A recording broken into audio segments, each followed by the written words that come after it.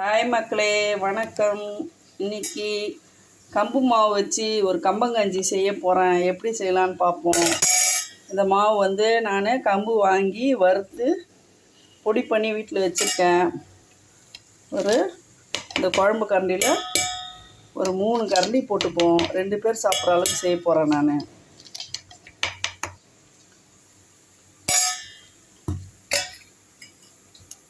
இதில் கொஞ்சம் தண்ணி ஊற்றிப்போம். இது ஈஸியான மெத்தடு.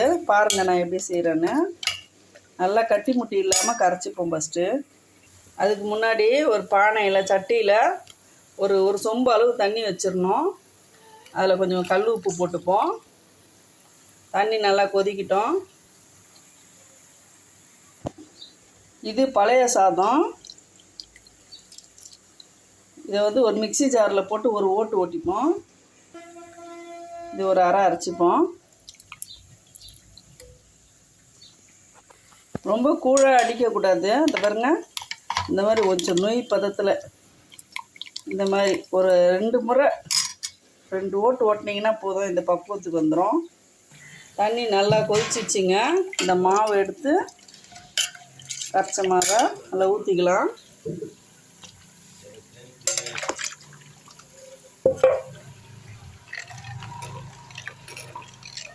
நல்லா கட்டி முட்டி இல்லாமல் அப்படியே கிண்டிக்கிட்டே இருப்போம்.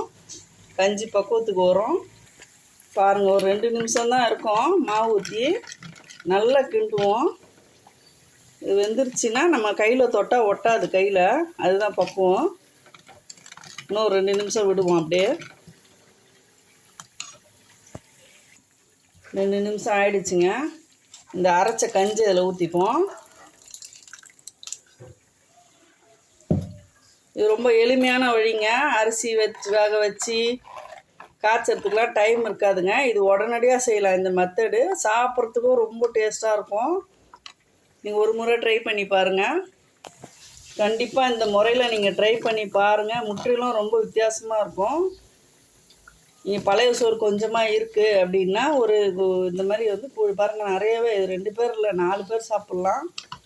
இதில் தயிர் ஊற்றிட்டு சாம்பார் வெங்காயமும் பச்சை மிளகாவும் தூவி குடித்தோம்னா, சைடிஷ்க்கு பூண்டு ஊறுகாய் வச்சுன்னு சாப்பிட்டிங்கன்னா குடிச்சிங்கன்னா ரொம்ப சூப்பராக இருக்கும்.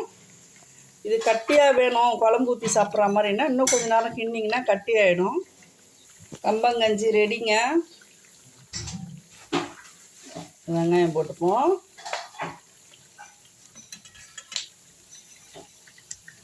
பானைன்றதுனால ஆஃப் பண்ண பிறகும் கொதிச்சிட்ருக்கு. பச்சை மிளகா,